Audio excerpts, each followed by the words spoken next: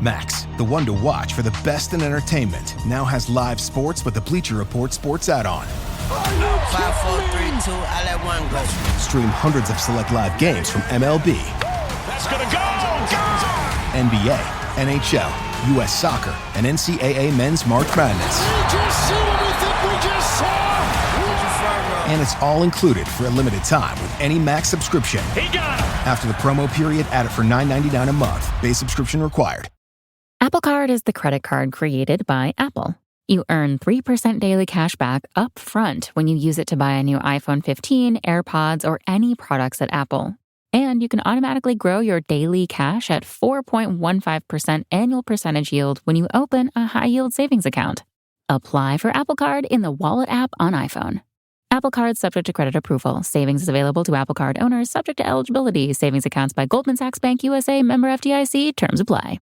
Need a holiday gift that will keep her sparkling all year long? Right now, Blue Nile, the original online jeweler, is offering 30% off select jewelry. With experts on hand 24/7 to provide guidance, you're sure to find the perfect piece. And now there's even more to love about shopping at BlueNile.com. For a limited time, get 36-month special financing on minimum purchases of $1,000. Restrictions apply. See BlueNile.com for details. That's BlueNile.com.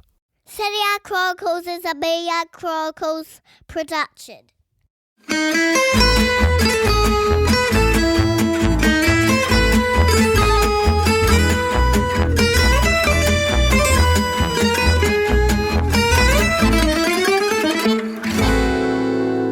Hey everybody, and welcome to the Serie A Chronicles podcast, where I, Nicky Bandini, have just been confessing to my co-host Mina Rizzuki that because Mina was jealous of me this morning's afternoon, because I had a can of Coke, which I have been nursing since this morning, and I was saying to Mina that despite being, I don't know exactly whether I want to say my age on podcast, but I would say solidly into the middle section of my life, I suppose. I still have this feeling I've had ever since I was a kid where, because my family would absolutely not have allowed fizzy drinks before lunchtime. I don't think I can have a fizzy drink before lunchtime, but this morning I was working on my column at 10 in the morning and I had some Coca-Cola in the house, and I had a Coca-Cola, and that's how rebellious I am, Mina.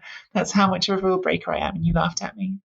Yeah, I did, because I so totally firstly, I'm obsessed with Coca-Cola, like on another level obsessed. Like, I have to try to make it 1 or 2 maximum a day, but if it was up to me, it'd be like a whole carton a day. Yeah. Like, you know how we were talking about that cartoon in which you like jump into money? Like my dream was to jump into Coca-Cola. Like, it would just be, or like a KFC bucket, whichever you prefer. Yeah, I'm into both of them. Okay. But it was it's really like the Roman baths, the Roman baths are the hot bath and the cold bath. I mean, it's got the chicken bath and the chicken and the, honestly, I'm so like, the way that I speak, like so unsophisticated, I actually really enjoyed how the conversation before we started went, Mina, because like I said that about like not drinking before lunchtime, and you said that like at your house you hide your fizzy drinks when your parents come round so they don't know what you're up to. If my parents come round, there is more than firstly, the first thing I do is hide all the Coca-Cola, and there's usually like those big 24 like cans boxes which I hide in all the cupboards, and I buy so many of them. And then I also hide, because another thing that we're not allowed as well when I was younger was any sort of like salami or mortadella, like any kind of like preserved meat, we were not allowed. Like everything had to be really healthy. And so I buy a lot of those or any type of sausage. Yeah. Even if it's handcrafted from the world's greatest butcher, my mom used to never allow it into the house. Yeah. Just to be like, this is going to kill you. This is terrible stuff. And so every time they come over, I'm sitting there like cleaning the fridge, So, yeah, I'm still one of those kids. And I feel bad. I feel like you, like, as in, it's so naughty to have a Coke before lunchtime. And I just think to myself, like, grow up, and like, I can't help it. I'm scared, Yeah, we are. It's just, it makes me laugh that we don't grow up. And it's funny because, there's some managers that we talk about in Serie A who don't grow up either, which we will get to in just a second. But we do have to start this podcast on a bit of a sort of less happy note, unfortunately as well. We are getting towards the end of this season. It's been a really sort of fantastically fun Serie A season, I think, Mina, and on the pitch has been brilliant. It's also been a brave new start for us this season, making this podcast together. That we had previously made a podcast together for ESPN, but this was the season when we took it independent and did our own show together. And it's been unbelievably enjoyable and fun to do. We've had such a lovely response from you guys, the listeners. I think we both honestly had our socks blown off by stuff like the listener numbers, the downloads, and the support we've had as well on Patreon and other places. And by all the things that we thought we were setting out to do at the start of this season, I feel like we think we're doing really, really well. But we are still an independent podcast that has to fund itself. We have costs. We have a producer, Simon, who you hear every now and then, and you certainly hear us talking about, who does a wonderful job putting this show together, because those are not skills that Mina and I have to make a show. No. And unfortunately, that has been the challenge for us still, is making it work financially. So just to let you guys know that this is probably going to be the last week this season that we do the full 2 episodes, do the Monday episode and the Q&A episode. Likely for the last remaining weeks of the season after this, we're just going to have the main episode on a Monday. We will still be doing all of our Patreon minisodes. We've had 27 member-only episodes for Patreon so far. Those are going to continue as usual. You shouldn't feel any difference. Sorry. No, I was going to say you shouldn't feel any difference if you are a Patreon member. Again, we really do thank you for joining us and contributing to the cost of this podcast. Yeah, honestly, thank you guys so much. And thank you everyone who supported the podcast in any way. Like, I appreciate not everyone can afford a Patreon. If it's just like telling your mates about it and how much you love it, that still helps us out. Leaving those 5-star reviews on iTunes. But yeah, I mean, just wanted to keep you guys updated because, look, again, we are an independent podcast. We're trying to make it work for next season. We are actively hunting for funding and sponsorship or a partnership so that we can come back next season. We have a page being set up and ways of sort of trying to go on that hunt and find those people. If you are listening to this and thinking, oh, I know someone who might want to sponsor the podcast, then please do get in touch with us, because that is genuinely something we're really working on right now to try to secure the future of the podcast for next season. But yes, unfortunately, we probably are going to have to pare back the Q&A episode from next week onwards. But the main show will go on and the Patreon episodes will go on, at least until the end of the season. And if we can find the funding, then we certainly want to be back next season. So we are working our socks off to make that happen. That was a big spiel that was not my favourite to start the podcast with, but I did want to just, and Mina did, and Simon did want to just sort of be upfront with you guys about that. Let's get into what we want to talk about, Mina, which is just the most incredible weekend of drama in Serie A. I mean, God, I think being honest for me, Mina, like, I don't look at this season and think, wow, this is the pinnacle in my time watching Serie A of the best quality of teams at the top of Serie A. But it's one of the most entertaining ends to a season I think I can think of in recent memory, because it's been a long time since we've had this much, this close of a title race, and also this many ups and downs along the way. Yeah, it's funny because when I think of Inter and Milan, who are, let's be honest now, considering what happened over the weekend, the two that are now challenging for the Scudetto, because I think we can agree that Napoli's out.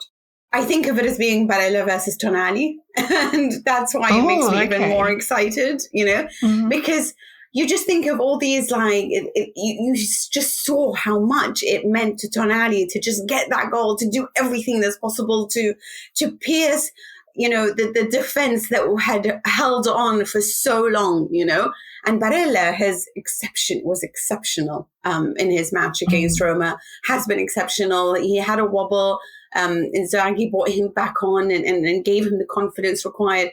And I do like that it is, you know, for me, a midfield is the reason that you win games and you lose games. Your midfield is very much the brain of everything. And I like that both these teams, of course, they have Brozovic, of course, they have Kessie, these two sides, but they also have Barella and Tonali. Well, it's got everything, this race for me, now that it is down to the two Milan clubs. I mean, first of all, just the fact that it is the two Milan clubs who both sort of in parallel, not at exactly the same time, but both went to these sort of mini slumps for a few years and now come back up together. So right away, you've got the derby, right? And right in the midst of this league derby, we even had a Coppa Italia semi-final in which they played the derby, and of course Inter won that 3-0 last week, and that was sort of I think probably weighing on everyone a little bit coming into this weekend. But then further twists and turns in the tale for me this weekend, and just little subplots. But to get to the games, Inter, the first up on Saturday night, beat Roma 3-1. And guess who's at the heart of everything? Hakan Çalhanoğlu with 2 assists and a hand in the other goal as well, who joined from Milan last season. So many sort of knotted up subplots.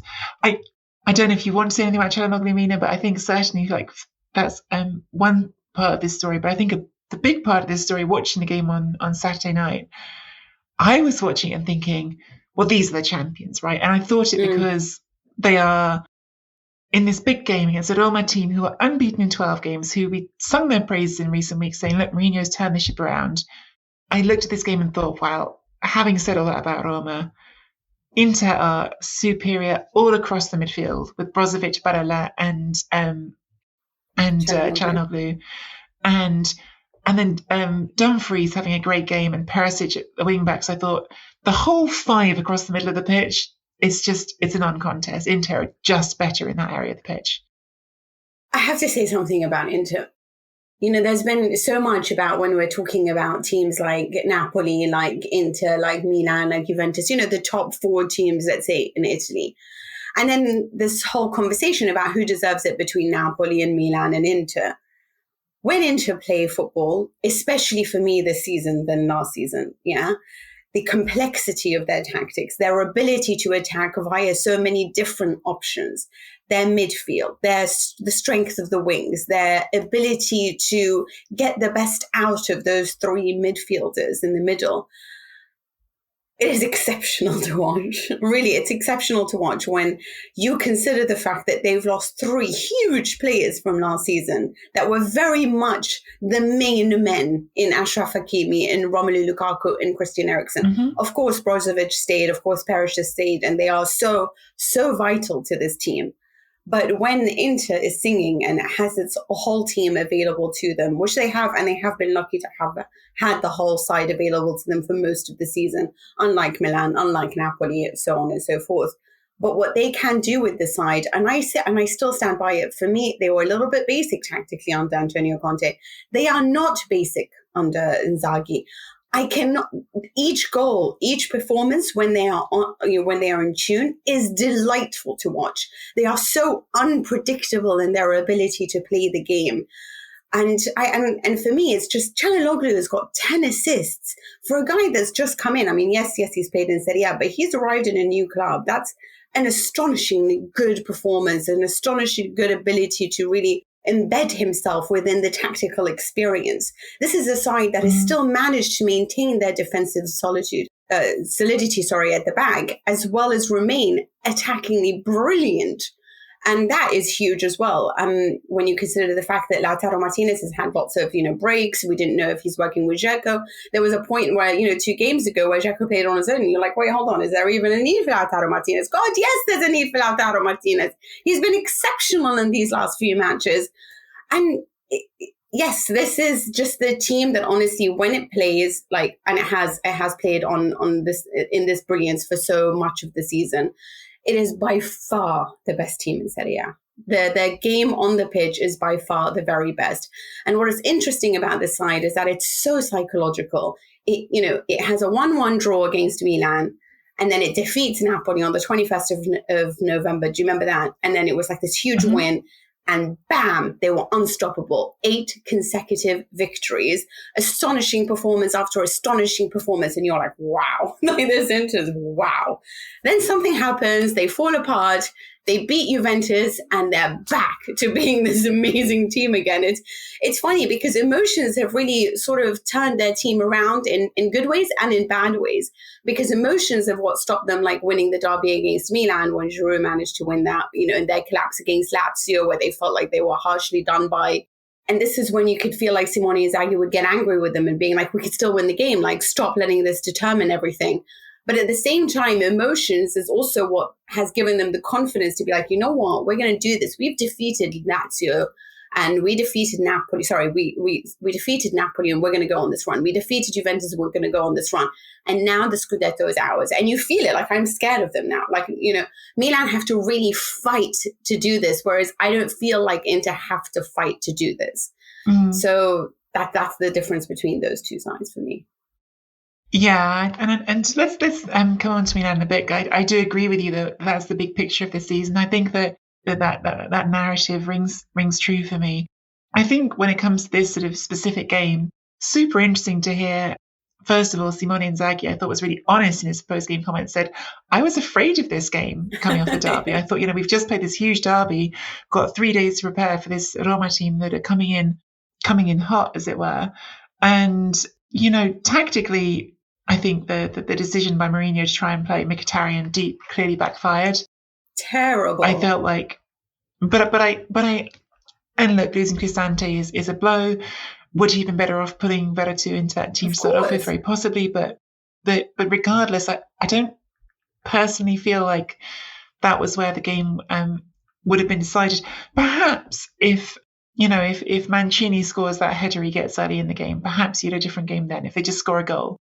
But I never felt like this Inter team looked ruffled, and I think the psychology of it is definitely really fascinating because Inter have not been this confident at all times, and I think there's individuals you can point out and say they haven't been this confident. Clearly, Lautaro is the most obvious one, and I remain, if I'm being totally honest with you, I remain a bit flummoxed by Lautaro because I actually think it's not a pressure situation thing with him, because I think he scored some goals in really big games actually, and I still remember him scoring against Madrid and thinking, wow, this is someone who's totally uncowed by this, in a way that even at the time I was asking myself if Lukaku was cowed by it.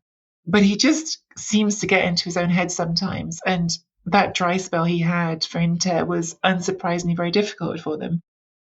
I think the thing that we're going to be talking about next season with them is, if they don't get it done, a new contract, how big of a loss is Perisic going to be? Because I think he's brilliant at the moment. I think he's really, really, really carrying them a lot.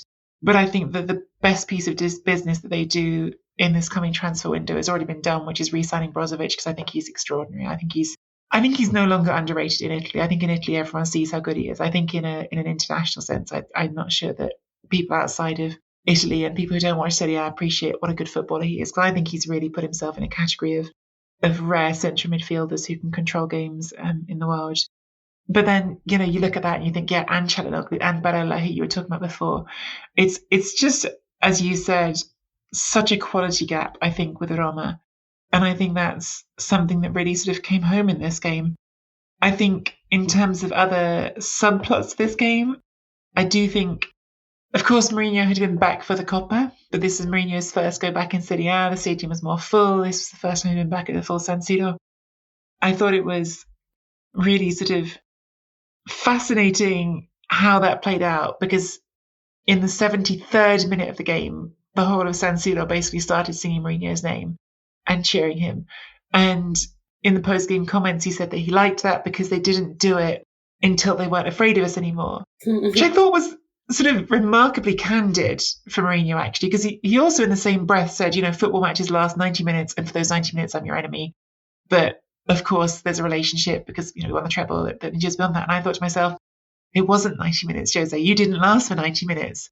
But exactly.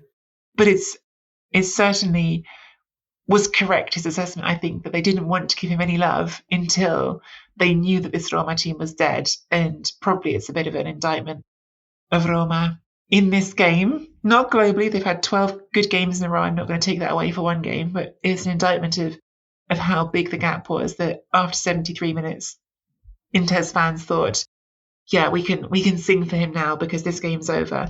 And indeed, I think Inzaghi thought this game's over because he started making changes left, right and centre as well, thinking about the game they have to play against Bologna on Wednesday. It's an interesting one because I was also really scared about Roma, because in your head, you think this is a team that's obviously very different to the side that they faced and scored 3-0 against in the reverse fixture. In the reverse fixture, it was 3-0. And it was actually the purest form of Inzaghi's football at the time. And what was so stunning about it, it was Dzeko, Dumfries, and Çalhanoğlu who scored the goals. Basically, the three replacements of the three that left, right? The three big players that left, the replacements scored a goal, which goes to show you just what Inzaghi has managed to create with that. Having said all of these things, everyone was talking about Roma as a different team now, and it is a very different team. But this is where I think where I always talk about coaching is so important. There's substitutions, and then there are tactical adjustments as well that can be done via substitutions. But generally speaking, they can also be done without needing that, And when it comes to that, this is for me the super strength of the Italian coach, is the ability to make those tactical adjustments while reading the game and being able to adjust on the 70th, on the 80th, or the 90th minute. Carlo Ancelotti is a beautiful example of that. Sometimes what you get with Italians is that they don't start matches really well, but then end it really well because of these tactical adjustments. You saw this match, and for example, what I like so much about Inter is that they spot the mistakes and then they try to adjust those mistakes throughout the season. Okay, we're a little bit emotional. Let's try not to be emotional. Let's play Juventus and keep our heads and make sure that we win this game. Let's try to switch off and rely on our self-esteem and our confidence and not get, stopped by or provoked into anything stupid. And they've started to attack all their problems. Another problem that they get a lot is people try to sort of counteract Brozovic's ability in the middle and basically double mark him. They've now effectively found a way that he can overcome that. If someone is closely marking him, there's a whole midfield help around him. They are strong on the wings. They are strong in the middle. So there is all of this that I find is so interesting. But what I didn't understand about Roma is that you've had 12 amazing results in a row. And yet throughout the match, I feel like nothing was done to really make the right adjustments. You can tell at the time the Mkhitaryan was really not in the right position and he needs to be unleashed. And in order to be unleashed, he needs to be further forward. Then why didn't you introduce Verity? Why did the substitutions come in the 64th minute? More importantly as well is that the wingers were completely overcome. At the time, it was Dumfries and Perisic are so strong. And those poor wingers for Roma were really struggling. Karsdorp was struggling. And so is Zalewski, yeah. That's it. Thank you, Zalewski. You could see they were really struggling. So why not afford them any help? Why not teach your midfield to offer and double up? Because they were really struggling against these two wingers. So it's like there were no tactical adjustments made. It was very much like we're accepting the fact that we're inferior. Listen, even if they made all the right adjustments, I'm not saying that Inter's not going to win this. They are the superior side in Serie A. When they are playing their game, they are the toughest team to beat when they don't have any crumbling issues or emotions coming into it or anything like that. But I don't understand. For me, I didn't feel like Roma really challenged them in the way that they were capable of. And I would have liked to see in a tighter match because Roma were capable of doing that. But overall, what we've seen is that Inter has faced Roma 3 times over the season. And they have scored 8 goals and conceded only 1. And I just don't feel like the difference is that mad. And even that 1 goal is almost like a consolation prize. I would have just liked a little bit more sweat and a little bit more heart. A little bit like what Lazio did to Milan. And I feel like Roma were capable of it and they didn't do it. Yeah, I think that's all totally fair. And I think it's really interesting with Mourinho. I think for a long time, maybe it would be going too far to say he's never been like a tactical coach, but I think for a long time, I haven't thought of him as a particularly strong tactical coach. I think there's other parts that he does well. Obviously, I think is when he's good Mourinho, when he's on and doing his best, his greatest talent is always motivation, right? It's always getting under his players' skin, getting them to go through walls for him. And I think that if you go back actually all the way to that treble-winning team at Inter, I think if you went back and read the newspapers when he was in Italy, especially at the beginning before he'd started winning actual trophies, lots of tactical criticism of him. I think in Italy he was always treated a bit like, you know what, like you coming to our country where we know about tactics and you don't know about tactics. And I'm not sure he's ever got over that in Italian football. I think he's always been, his strength in Italy is the motivation, whether that's enough. I think it's a really interesting point you make, Mina, that it probably isn't in a game like this against a team where you're just inferior and you need to be more clever. But clever or not, it didn't work. And Inzaghi and his team got the 3 points. I think at that point of the weekend, as I was saying to you before, Mina, I was thinking the situation, thinking that's the title winners right there. Now, first team to have a chance to respond to that is Napoli. On paper, by far the easiest of the games of the three teams that were playing this weekend, the title chasers. Away to Empoli. Empoli had not won a game for 17 matches in all competitions. They hadn't won a game since December. Napoli go 2-0 up, goals from Mertens and Insigne. It's totally in hand.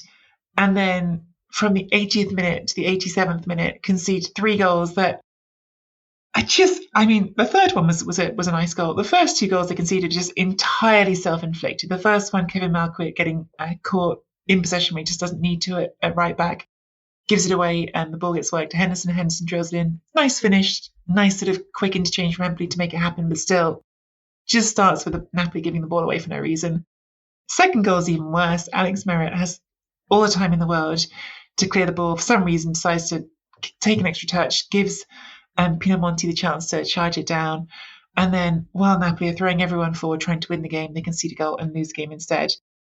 Mina, I've been thinking about this situation that Napoli are in, because obviously they've thrown away games now against Roma and Fiorentina. They've lost this game against Empoli. Do you think that what they need is to go and just be in a training camp together until the end of the season? I think that might be what would fix it. Well, that's only what Aurelio De Laurentiis thinks, No, I don't think that. I mean, it's just... I'm winding Mina up because I know she expressed some opinions on Twitter about this, not being impressed. What do you think of this, by the way? Because obviously it's very clear that I think this is outrageous, like outrageous. Oh, I think it's just ridiculous. I don't know if I'm as outrageous as you, but to me this is like, not just, the horse is bolted, but the horse is off, 30 miles away over the hills, and now you're closing the barn door. Like, it's pointless is what I think about it. Well, I mean, he's trying to secure a top 4 position, and he thinks that if he does this, then, did you see the official statement that came out today? They're 9 points clear of 5th place or something, aren't they? Is it 9 points to 5th place? They'd have to lose all of their games to not make top 4, and really have to win. Yeah, I mean, are you really putting it past Napoli to lose the next 3? I mean, they lost to Empoli twice now. Listen, here's the thing. You have an issue, right? Okay.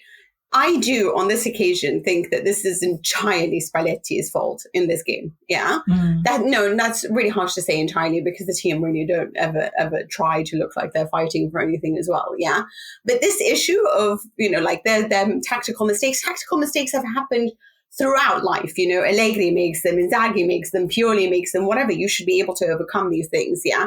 So one game doesn't, in my opinion, make Spalletti the worst tactician. He's, for me, one of the best tacticians in the world, actually. But I think that it was really bizarre, his choices, and it was really bizarre that it took until the 80th minute to really get punished for them.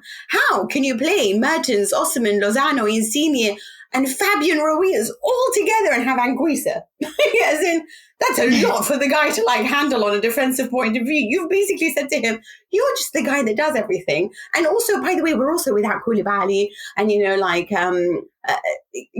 our first choice right back. So, you go ahead, but you're going to be the guy that defends everything, because it's little Empoli, right? So we can totally smash them. Okay, but hang on.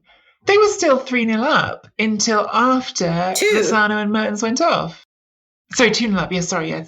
They were 2-0 up. And I still, and for the life of me, you're thinking, it was wet. And I thought, wait, Empoli is really bad. In my head, I was thinking they had a really great chance at the beginning. And then afterwards, you're thinking, Cutrone just really rubs me the wrong way. Yeah. I mean, this player just irritates me beyond. But I thought Aslani was really good. I thought Zurkowski was really good as well. And I just didn't understand how none of this was. But then you think to yourself, okay, well, obviously I got this really wrong, and it is little Empoli, and maybe you are supposed to play super attacking football, and that's how you win. And Spalletti looked very, very calm. until the 80th minute, right? Until the changes started to happen and Pinamonti was now put in a better position. And then you started seeing tactical adjustments from Empoli that made all the difference. But taking all of this aside, even if they got everything right, it's just too many seasons. It's too many seasons of Napoli looking really tired at the end of a season, of looking like they're just going to throw in the towel on a mental level, of not coping under pressure, of losing silly matches. And there comes a point where you can't say it's Sarri / Gattuso / Ancelotti / Spalletti's fault. Something's wrong. Something is wrong with the management of this club and it needs to be investigated. It is not normal to have Edoardo De Laurentiis, who's the son of Aurelio, come in and start smashing, the door of the locker room and making a mess and screaming. And then you treat these players like children and talk to them about a retreat. This has happened every single year. If you can't pin it on the coach and you can't pin it on the players, because you have bought new ones as well, then there comes a point where you have to investigate and you have to maybe look at yourself and say, maybe I'm part of this problem as well. Like, I just don't understand how this has managed to happen under Sarri, under Ancelotti, under every coach. And I don't know what's going on. And you can just see the mood of the players. There's no player that wants to lose. Why is there no fight? What are they doing? Is the scouting wrong? Is that why is there no investigation being made? Why is Aurelio De Laurentiis a man who is happy to say, you're going to be my fitness coach?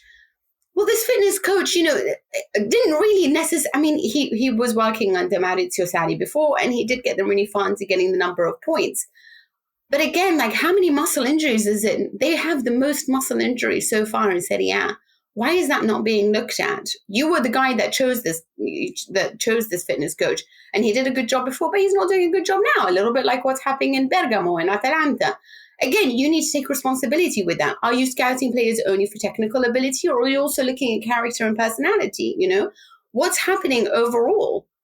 And I think that there's something going on there, and it annoys me that it's constant shouting, constant treating like children. Oh my God, there's a mutiny. Oh, it's being run like we're in school. What is that?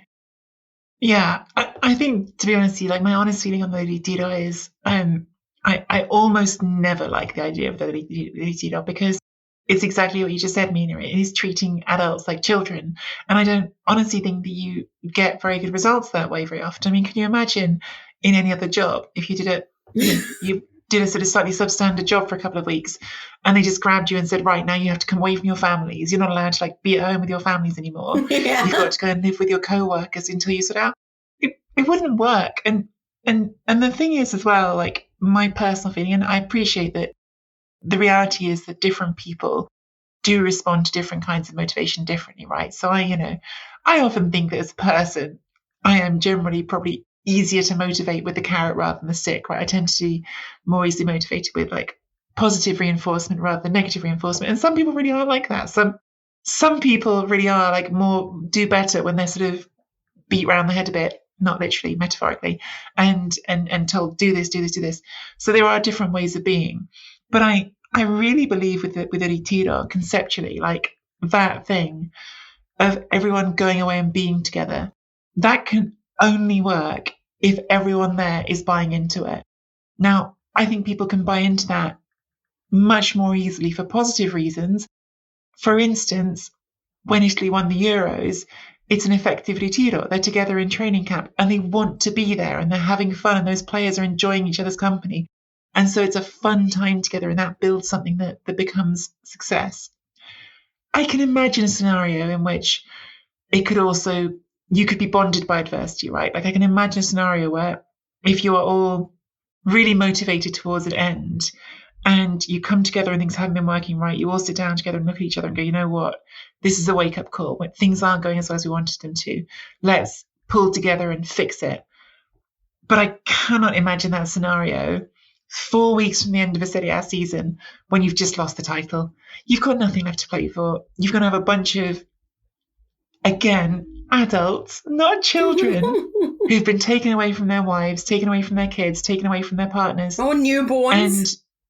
And and made to sit there for something that they're not going to believe in, because they're going to believe in there's no title to win, we're going to finish in the top 4. To me, it's a waste of everyone's time. Quickly, because I do think I'm not moving us on quick enough this week, but I do want to mention Empoli, say, Andrea Pinamonti, 12 goals now, somehow fitting that the last nail in the Napoli title race coffin should be scored by a player from Inter, on loan from Inter. And I wonder if he might be back there next season. We shall see. Anything else in this game, Mina? Just the one thing, like, I always go back to it, but the way that Inter celebrated with Dumfries when he got a goal and to welcome him into the team, and just the dynamic of everything, like when Barella was feeling down and what Inzaghi did to try to get him back up and have the self-confidence. And then you see like a team like Maldini yesterday running to hug Pioli on the sidelines, management's in sync. And then you contrast that to Napoli, where I feel like, every time something goes wrong, there's always that fear that like, someone's going to come screaming at them, or there is the threat of ritiro that's happened now for so many years. This matters. This really does matter, because it keeps bringing back terrible memories, and that can help. That can sort of set you on a path where you just almost can see the future, and it keeps repeating itself for you. I feel like that's got to change. Something in the culture of the club has got to change before they see their wins.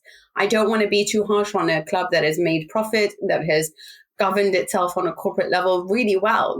There's a lot that they do right at Napoli, and they do play fantastic football, and they do have fantastic talent, but something's wrong. Investigations should be made, because it should be a happy club, and it's never seemed to me like a very happy club. Who knows? It is pretty well known that Aurelio De Laurentiis is not keen on losing money with a football club, and COVID has taken its toll. Maybe we will see change in leadership at Napoli in the future. One last thing that my producer has just reminded me before we leave this game, did mention Liam Henderson scoring earlier. Liam Henderson and Aaron Hickey also scored for Bologna, so a nice day for Scottish players in Serie A, which we have not always talked about enough on this podcast. Sorry to our Scottish listeners, I don't always flag that up as often as I should. They've actually both had quite nice seasons, Henderson and Hickey, so good stuff from the two Scottish Serie A players.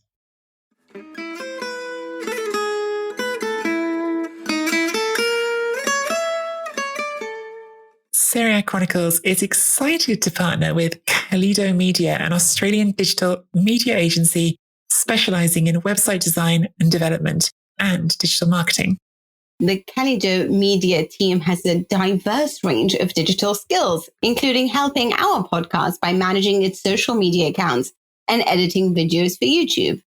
Whether you're looking to enhance your website to attract new business or find an audience via social media marketing to generate leads and sales, Kaleido Media will work with you to develop a customized digital strategy for your business.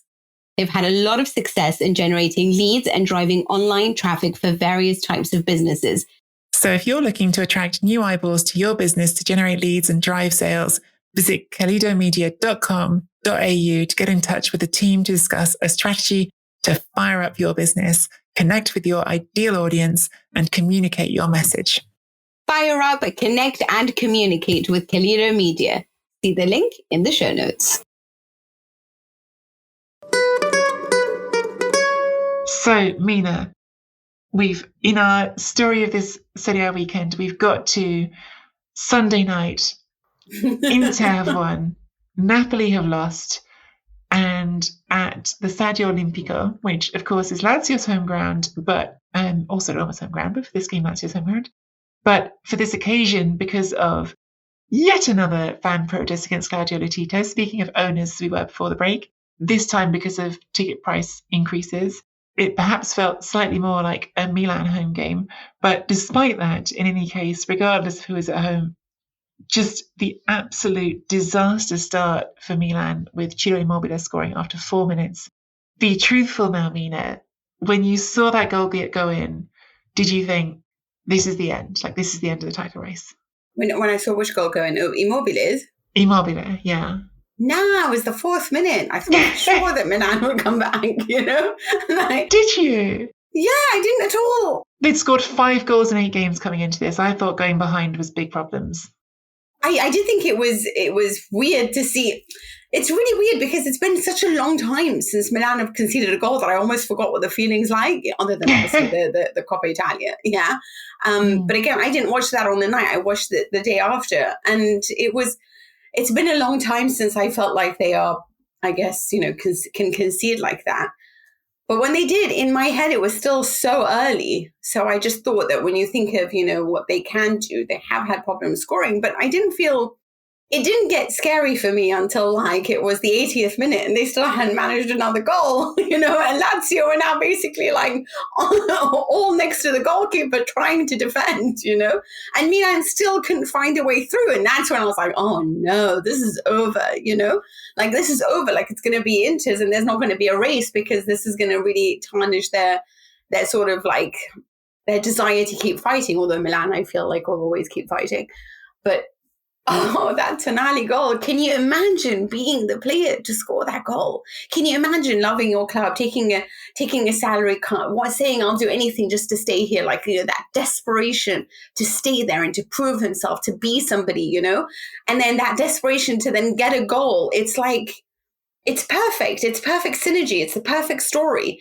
And Gazzetta actually on their Instagram, if you guys haven't had it, but please go and have a look at it, put up a picture yesterday. And it's basically like a mock-up, but it's a young Tonali looking at all the icons of Milan and, all these great players that have obviously played in Milan, and him being a fan and being the guy that's continued them on this beautiful journey that could end in a Scudetto. Probably won't because of Inter, but wow, what a story. This game was unreal. I watched it twice. It was a great edge of your seat game. It was because I thought after Lazio scored in the first half, Milan never really got into a groove. There was a penalty shout that I thought, yeah, you've definitely seen that given in Serie A with their hand being slightly outstretched. What did you think about that? Did you think it should have been a penalty? It was one of those for me because of how close he is to the ball. I don't want it to be a penalty, but I definitely thought consistency with Serie A's rules over the last couple of years. Yeah, I think that probably is a penalty. That's kind of how I thought about it. I don't like those penalties, so I didn't sort of feel, that has to be a penalty. But I agree with you. I think they've certainly been applying them like that. But I thought that in general, Milan in that first half did not give me much cause for encouragement because even though they had a lot of the ball, even though they had a really high average position at the pitch, they just weren't showing any composure in the final ball. Every single time they got near the penalty area, it just felt like they were too hurried, too much in a rush, too much trying to do everything all at once, and that's kind of the worst version of Milan attacking. And I think they've been that sometimes recently. Young players like Leao not showing composure in those big moments. Brahim Diaz not a great game either. Then the other side of it in the second half, I thought Leao's touch to bring the ball down, that long Hernandez ball forward, just enough on it to keep him running at full speed, take one more touch and cut it back for Giroud to score. And I felt like it was to me, the whole second half, the whole way that Milan came back into this and perfectly juxtaposes with Inter's game as the story of the title race. In fact, and with Napoli's game, I think it was the story of the title race this season written out across the whole weekend. Because you had Inter, who, as we talked about, probably just the best team in the league, right? Mourinho said that a full time, and of course he's biased and he acknowledges his bias, but I think he was right. This is the strongest team in Serie A, and I think Inter are the strongest team in Serie A, and that's why they won. And then you have Napoli on Sunday, who, for me at least, I think of as maybe the closest to Inter in terms of starting 11 strength this season. I think it's them or Juventus. And Juventus are a whole separate story, which we'll leave for another day. Mm-hmm. But the reason that Napoli have not stayed the course is because they've done too many times what happened against Empoli. They've just not kept their heads. Good enough players, but for some reason not able to keep their stuff together when the going gets tough. Meanwhile, Milan, I think if I'm being sort of brutal in my analysis, because I think they have good players, I do think that team is a step behind Inter still, even though it's developing in terms of absolute quality. The reason the Milan have stayed the course is because of two things. Some really defiant young players, and who I think Tonali embodies most of all, like you're saying. And then just enough contribution in terms of big moments from, I mean, you could say veterans broadly, but even though Ibrahimovic has scored as many as Giroud, and even though he did obviously have an assist for the winner here, I basically mean Giroud showing up enough times in the biggest points of the season. Giroud has now scored 9 goals in total, right? He still hasn't got to double figures. He still hasn't officially, in quote marks, broken that curse of the number 9 shirt in which no one has scored double figures since Inzaghi wore it. And yet, 2 goals in the derby against Inter, 2 goals in the previous game against Lazio, goal against Roma, goal against Napoli. His ability to just show up at the right place at the right time, combined with all of that youthful defiance, has just blended together into something that is greater than the sum of its parts. And I think that is the story of the season for me. The best team in the league, Inter, the closest team to them, Napoli, but they're too brittle. And then this Milan team that is, I mean, we're not talking about the great underdog story of all time, right? We're not talking about a team of nobodies. We're not even talking about Atalanta, who've been there for a few years. We're talking about a team that has a lot going for it, but still should be behind Inter, I think. But going into the last 4 weeks of the season now, at least until Wednesday, still get to be in front because they have that something about them. And it's made this title race so thrilling. So when we were talking in the beginning, I was making the case for why I think Inter are so good and deserve to win this title, you know, in the sense that I think that when they play their game and they have their players available, of which they, again, I say they have had for most of the season, they are stunning to watch. They are by far the clearest and clearly superior team in Serie A. And what I think is also amazing is that they've reached the final of the Coppa Italia. They have the ability to now add Serie A titles, so that's potentially 3 titles that they could end with this season.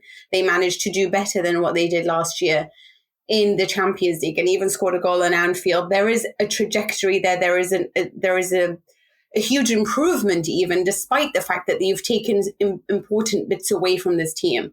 And so for that, you know, you give your applause to Inter. But what they've done is achieved. Like, they've achieved a lot.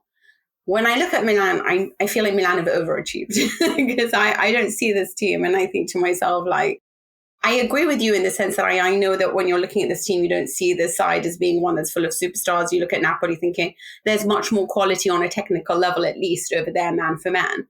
And I do understand that. But I feel like what Milan have had to fight with this season and what they've managed this season is wholly remarkable. I mean, I was looking at when the last time they conceded a goal, and it was against Udinese, and it was that remarkable, like, again, the refereeing job of, you know, was it a handball, you know? And and you look at the refereeing against Spezia, and you think to yourself, like, what just happened? You know, I mean, there has been so many instances where things have gone against Milan. That's not to say that they've never had or achieved something. You know, I don't think there's anything dodgy in this, please understand me, but they have had some really unfortunate circumstances happen to them, you know, in Serie A. But when I add to the fact that they haven't had Ibrahimovic, who is so important, I'm sorry, he is the most, or at least was the most important player for them, you know? They've managed to cope with that fine this year. And actually, you've started to realize, is he really that important? But having him there and considering the goals that he managed to score last season would have been a huge thing for them. Not having Kayer at the back as well and having to like play with Balotore or Gabbia or Kalulu or whoever it is at the back is also huge. You have to understand Tomori is also just a kid that arrived there and has been made a permanent fixture. But it's amazing how well that back line has developed, you know. When you consider half the time Theo Hernandez doesn't know whether he really wants to get involved in the defensive side of things or not, you know. But it's really stunning to watch how Tonali has grown from being the guy that last year you thought, oh, maybe we had overrated him a bit, to being like, oh my God, this kid is astonishingly good, you know? They haven't had Benacer all the time. Kessie has been half the player that he was last season. They haven't had Rebic available, who, by the way, how important was he when he came on last at the end, you know? Impact. Yeah, and Leao, I'm just going to show you something because this is how I watch games. I make notes like this. Yeah. And I just, every time holding up her phone to the camera, which we're talking across right now, in case people are wondering. And I basically note, this was the first half, all the times he bugged me because I tried to figure out. And then incidentally, it stopped after the halftime because he obviously did a lot better. Yeah. But it was like in the first half, he was driving me crazy. I was like, oh my God, square the ball. What are you doing? Stop taking the shot. He has technique. It's remarkable. The way that he shakes off defenders, the way that he turns around, the way that he dribbles. Oh, he's fantastic. But he's so like all foreplay and no action, you know, and you're just kind of like, oh my God, dude, just do something with this. Like, let's get a result out of all of this, you know, which he finally did. He helped get the equalizer, obviously, blah, blah, blah. But I feel like with Milan, what they've had to do this season, what they've managed to do despite so many injuries, so many absences. I mean, I don't know who at times were playing in the back line, who at times was playing, you know, Kessie was unavailable for AFCON and for the Africa Cup of Nations. Benacer wasn't there either. They were playing basically like Tonali and whoever they could put next to him, Krunic, whatever, you know. It really is remarkable for me what they've managed to achieve, considering how many fires they've had to put out. And so on that level, you think a side that's fought this much also deserves to win the trophy. I just kind of wish I could give half to each, you know? Yeah. I mean, one, you know, just last thing on Tonali was just, when you watch that goal back, I've got another question producer Simon's written in our document saying, did Tonali push over Acerbi? There was definitely some contact there, which didn't get talked about as much as some other things, but it wasn't a foul for me. And I know Acerbi also got some rough abuse for horrible appearing to grin afterwards, which I think honestly is just his sort of frustration coming out of that situation, which people express weirdly in the moment. But who knows? And maybe there was something else that made him grin anyway. The abuse he got on social media, pretty extreme, which happens to footballers. But I just wanted to sort of highlight Tonali's, just the balance on that goal. Like, it was really not a totally straightforward goal to be scored. Yes, the ball's been knocked down to him by Ibrahimovic into a dangerous area, but he's falling backwards at Tonali as he hits that ball. And he manages to take it on his thigh, and as he's going down to get just enough on it to beat the keeper. I think it was a really well-taken goal as well. And I really loved as well, Mina, I don't know if you saw this, but just that moment after the game where you saw Pioli on the pitch with him, and like Pioli was like shoving him, and it's a bit physical, but you could just see the amount of like emotion in both of them in that moment. And I thought they're a sort of real spirited team, Milan. Other big sort of game, not as big, not at the top of the table, but the game that I guess was most captured my attention this weekend, Mina. Salernitana beating Fiorentina. Salernitana, who had 3 wins in total when Davide and Nicola arrived, and in fact still had 3 wins in total up to 9 days ago now, because they went and won 3 in 8 days and are suddenly right on the brink of getting out of the relegation zone again, which is extraordinary. Because if you'd asked us, I think even probably last week after the first of those wins, both of us would have just said, yeah, they're going down, and that's happening. Davide Nicola is Serie A's escape artist par excellence. Of course, he's the man who took Crotone to safety after they'd been bottom of the table with, I think it was like 14 points after 29 games when he was there, and they managed to avoid relegation. Since then, has steered both Genoa and Torino to safety after being brought in mid-season. He is pretty good at this getting out of trouble arc, but for me, the image of the weekend, probably even more than all those ones in the big games, was just him again in this game against Fiorentina, angry at his team's defending at a certain point running down the sideline, and he rips off a shoe, and first of all he throws it, like just furiously throws it at the ground, and then he goes to retrieve it, and there's this sort of perfect still image, which he isn't actually in this post very long, but where he's like clutching the shoe, furiously like wagging it because it's just in his hand, and he's screaming at his players, and he just looks like he's a nonna shouting at her kids to do what they should, to come in for tea or stop kicking that ball against the window. I loved that image, and I am very, very much in awe of Nicola's ability to keep finding these solutions late in seasons, Mina. Yeah, it's, you know what he is? He's like your dad that you don't want to disappoint, right? He's just sort of this guy that just, he like cradles them when they need, you know, like, and comforts them and cuddles them when they need that. But he's also really angry, so you don't want to disappoint him. He's also somebody who pays attention to the fact that so many fans had come, 21,000, and it's just raucous, and everyone is screaming. What a great atmosphere, by the way. We could really learn a lot from this team, and the way that those fans support their side, regardless of what happens, regardless of what they're going through, And he's just like, right, we can't disappoint them. So you guys have to have like the game of your lives. And I'm going to stand here with the shoe and make sure you do, And the shoe is such an important part of my culture, whether it's like, if you're Arabic, this is a very big thing, especially if you're, I'm sure everyone remembers the journalist, the Iraqi who threw the shoe at George Bush. Do you remember? And then if you're Italian, the shoe is really important as well because of your nonna, so it's like this shoe. I don't know. It will always remind me also of Arda Turan, who took off a shoe and threw it at the linesman in the Champions League game. It's the most brilliant thing I'd ever watched in my life. But anyway, I also just want to say, I know it's a lot of a miraculous thing, but there's a lot to be said here. Firstly, if you actually looked at the games and the stats and whatever, betting companies, and if you look really into the odds of all of this, you would have noticed that it was probably going to head into either a draw or a potential Salernitana win, because Fiorentina are terrible on the road and they continue to be terrible on the road. Secondly, they didn't have a big match against Juventus, obviously midweek, that they lost, so that's going to have an effect. Thirdly, I really don't know what to do with Ikone, because sometimes you can see so much talent there, but it's not being applied well. And without their midfield strength at the moment, it kind of just looks like square pegs and round holes, or the other way around. I don't know how you say that properly, that phrase. But there is things missing right now from Fiorentina to look like a very strong side at the moment. And then when you consider that Salernitana had defeated Sampdoria, had defeated Udinese, was scoring lots of goals in the first half, I was confident that they could get something out of this game coming into the match. So I'm really happy for them. I really hope they manage to escape this, because frankly speaking, when I watch the likes of Cagliari and even Genoa, I'm not going to lie. I think Blessing's doing a good job there, but it's not that fantastic. I hope Salernitana gets out of it. Well, Genoa did win this weekend, so things are certainly heating up at the bottom of the table.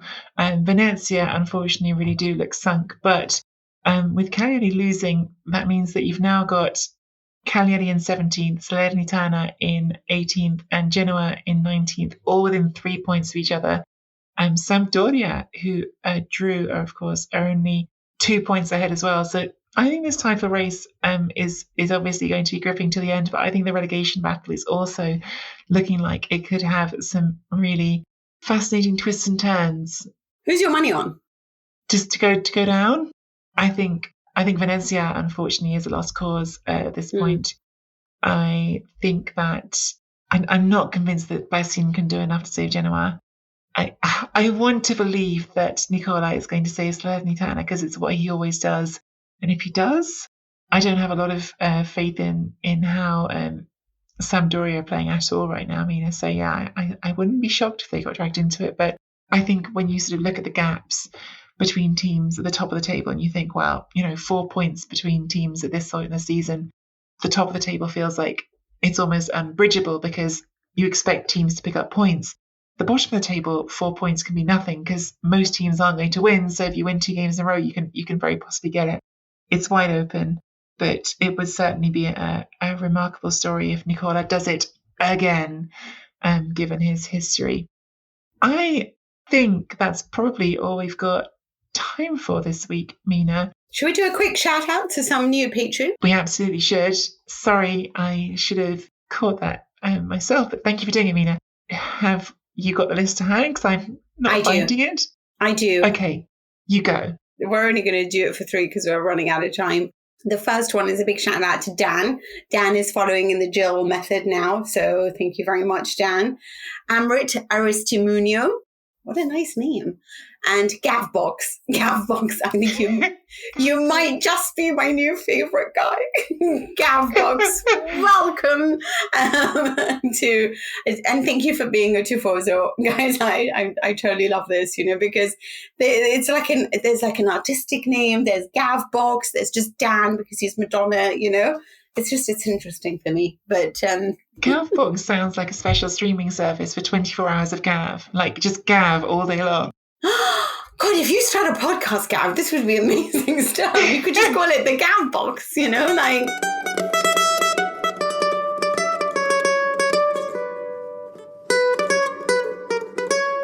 Well, thank you all for listening. And I know it's been a big mouthful, a lot about Serie A, a lot about the direction of this podcast. But we hope you stick with it, and we hope some of our sponsors will find us. But we'll be back on Friday with the Chronicles Q&A mailbag show for this week. Join our Patreon membership to support the podcast and help us keep producing it. You can also leave us a one-time tip via Ko-fi. Just click the button on the website. And find us on Twitter at Nicky Mandini, at Mina Rizuki. Follow Serie A Chronicles on Twitter, Instagram, Facebook, and YouTube. And we hope to see you next week. Ciao for now.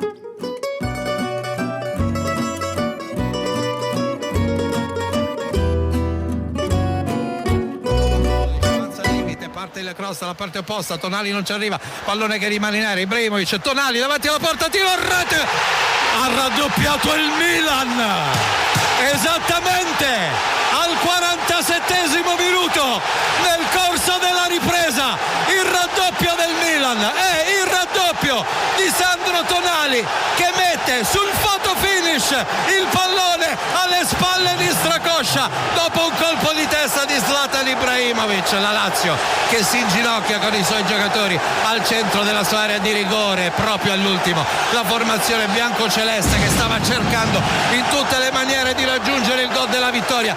Il Milan al 48esimo minuto, a 2 dal termine di questa appassionante sfida, ha ribaltato la partita ed è in vantaggio per 2-1 grazie al numero 8, grazie a Sandro Tonali. È finita, il Milan ha battuto la Lazio per 2-1 proprio al photo finish grazie alla rete di Sandro Tonali. Il Milan che riconquista la vetta della classifica, vittoria della squadra rossonera per 2-1 su una bellissima Lazio che nulla ha potuto però contro la voglia di scudetto dei seguaci del diavolo. Sports Social Podcast Network. With the Lucky Land Slots, you can get lucky just about anywhere. This is your captain speaking. We've got clear runway and the weather's fine, but we're just going to circle up here a while and get lucky. No, nothing like that. It's just these cash prizes add up quick. So I suggest you sit back, keep your tray table upright, and start getting lucky. Play for free at LuckyLandSlots.com. Are you feeling lucky? No purchase necessary. Void where prohibited by law. 18+ terms and conditions apply. See website for details.